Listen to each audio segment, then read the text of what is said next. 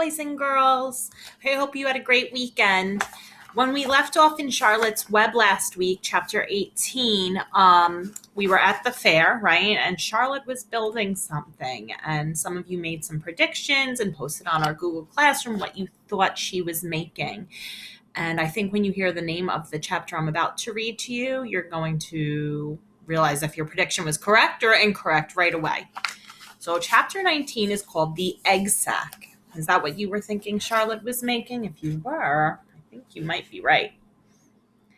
Next morning, when the first light came into the sky and the sparrows stirred in the trees, when the cows rattled their chains and the rooster crowed and the early automobiles went whispering along the road, Wilbur awoke and looked for Charlotte. He saw her up overhead in a corner near the back of his pen. She was very quiet. Her 8 legs were spread wide. She seemed to have shrunk during the night. Next to her, attached to the ceiling, Wilbur saw a curious object. It was a sort of sack or cocoon. It was peach-colored and looked as though it were made of cotton candy. "Are you awake, Charlotte?" he said softly. "Yes," came the answer. "What is that nifty little thing? Did you make it?" "I did indeed," replied Charlotte in a weak voice. "Is it a plaything?" "Plaything? I should say not. It is my egg sack, my magnum opus." "I don't know what a magnum opus is," said Wilbur. "That's Latin," explained Charlotte. "It means great work. This egg sack is my great work, the finest thing I have ever made." "What's inside it?" asked Wilbur. "Eggs? 514 of them," she replied. 514? said Wilbur. "You're kidding." And here's Charlotte with her egg sack. Amazing amount of eggs she laid. "No, I'm not. I counted them. I started counting, so I kept on, just to keep my mind occupied." "It's a perfectly beautiful egg sack," said Wilbur, feeling as happy as though he had constructed it himself. "Yes, it is pretty," replied Charlotte, patting the sack with her 2 front legs.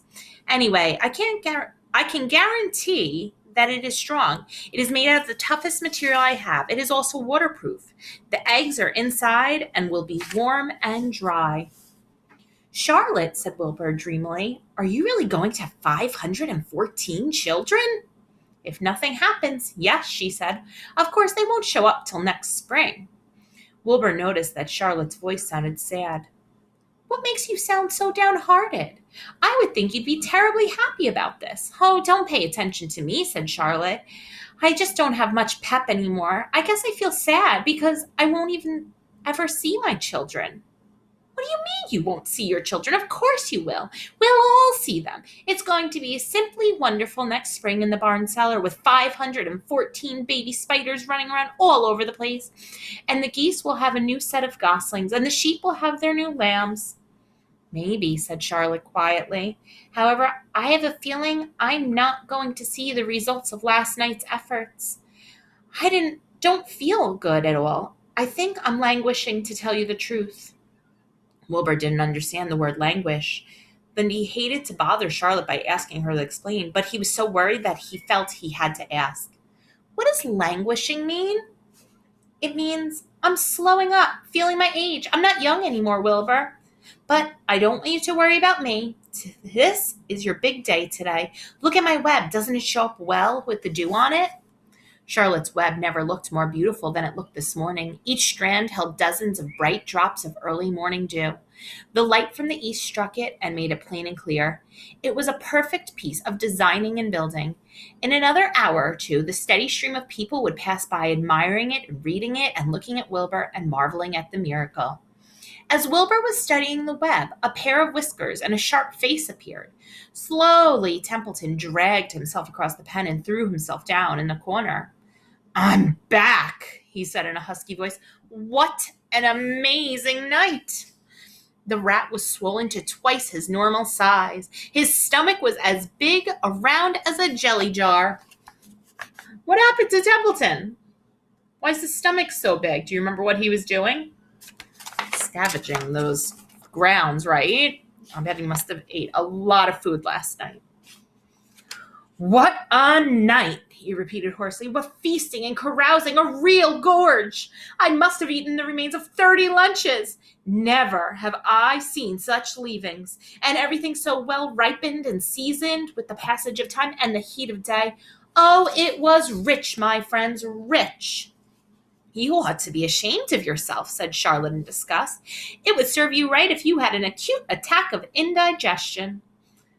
Don't worry about my stomach, snarled Templeton. It can handle anything. And by the way, I've got some bad news. As I came past that pig next door, the one that calls himself Uncle, I noticed a blue tag on the front of his pen. That means he has won first prize. I guess you're licked, Wilbur. You might as well relax. Nobody else is going to hang any medal on you. Furthermore, I wouldn't be surprised if Zuckerman changes his mind about you. Wait till he gets hankering for some fresh pork and smoked ham and crisp bacon. He'll take the knife to you, my boy. Oh, Templeton, he's so rude. Poor, he's probably making Wilbur so upset by saying those kinds of things. Be still, Templeton, said Charlotte. You're too stuffed and bloated to know what you're saying. Don't pay any attention to him, Wilbur. Wilbur tried not to think about what the rat had just said. He decided to change the subject. Templeton, said Wilbur, if you weren't so dopey, you would have noticed that Charlotte has made an egg sack. She is going to become a mother. For your information, there are 514 eggs in that peachy little sack. Is this true? Asked the rat, eyeing the sack suspiciously. Yes, it is, sighed Charlotte. Congratulations, murmured Templeton. This has been a night. He closed his eyes, pulled some straw over himself, and dropped off into a deep sleep. Wilbur and Charlotte were glad to be rid of him for a while. At 9 o'clock, Mr. Arable's truck rolled into the fairgrounds and came to a stop at Wilbur's pen. Everybody climbed out. Look, cried Fern, look at Charlotte's web. Look at what it says. The grown-ups and the children joined hands and stood there studying the new sign. Humble, said Mr. Zuckerman. Now, isn't that just the word for Wilbur? Everyone rejoiced to find that the miracle of the web had been repeated. Wilbur gazed up lovingly into their faces. He looked very humble and very grateful.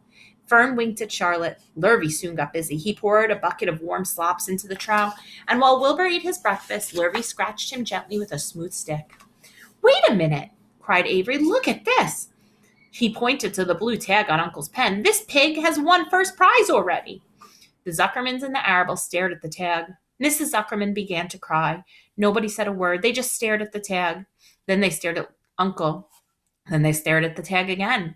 Lurvy took out an enormous handkerchief and blew his nose very loud. So loud, in fact, that the noises were heard by the stable boys over at the horse barn. Can I have some money? Asked Fern. I want to go out to the Midway. You stay right where you are, said her mother. Tears came to Fern's eyes. What is everybody crying about? Said Mr. Zuckerman. Let's get busy. Edith, bring the buttermilk. Mrs. Zuckerman wiped her eyes with a handkerchief. She went to the truck and came back with a gallon jar of buttermilk. Bath time, said Mr. Zuckerman cheerfully. He and Mrs. Zuckerman and Avery climbed into Wilbur's pen. Avery slowly poured buttermilk on Wilbur's head and back as it trickled down his sides and cheeks. Mr. and Mrs. Zuckerman rubbed it into his hair and skin. Passer-by stopped to watch. Pretty soon, quite a crowd had gathered. Wilbur grew beautifully white and smooth. The morning sun shone through his pink ears. He isn't as big as that pig next door, remarked one bystander. But he's cleaner. That's what I like. So do I, said another man. He's humble, too, said a woman, reading the sign on the web. Everybody who visited the pig pen had a good word to say about Wilbur. Everyone admired the web, and of course, nobody noticed Charlotte. Suddenly a voice was heard on the loudspeaker. Attention, please, it said. Will Mr. Homer Zuckerman bring his famous pig to the judge's booth in front of the grandstand? A special award will be made there in 20 minutes. Everyone is invited to attend. Crate your pig, please, Mr. Zuckerman, and report to the judge's booth promptly. What do you think this is? Why do they want to see Wilbur? Oh boy, I'm excited. For a moment after this announcement, the Arables and the Zuckermans were unable to speak or move. Then Avery picked up a handful of straw, threw it high in the air, and gave a loud yell. The straw fluttered down like confetti into Fern's hair. Mr. Zuckerman hugged Mrs. Zuckerman. Mr. Arable kissed Mrs. Arable. Avery kissed Wilbur. Lurvy shook hands with everybody. Fern hugged her mother. Avery hugged Fern. Mrs. Arable hugged Mrs. Zuckerman. Up overhead in the shadow of the ceiling, Charlotte crouched unseen, her front legs encircling her egg sack. Her heart was not beating as strongly as usual, and she felt very weary and old, but she was sure at last that she had saved Wilbur's life, and she felt peaceful and contented. "We have no time to lose," shouted Mr. Zuckerman. "Lurvy, come help with the crate." "Can I have some money?" asked Fern. "You wait," said Mrs. Arable. "Can't you see everybody is busy?" "Put that buttermilk jar into the truck," commanded Mr. Arable. Avery grabbed the jar, rushed it to the truck. "Does my hair look all right?" asked Mrs. Zuckerman. "Looks fine," snapped Mr. Zuckerman, and he and Lurvy set the crate down in front of Wilbur. "You didn't even look at my hair," said Mrs. Zuckerman. "You're all right, Edith," said Mrs. Arable. "Just keep calm." Templeton, asleep in the straw, heard the commotion and awoke. He didn't know exactly what was going on, but when he saw the men shoving Wilbur into the crate, he made up his mind to go along. He watched his chance, and when no one was looking, he crept into the crate and buried himself into the straw at the bottom. "All ready, boys," cried Mr. Zuckerman. "Let's go."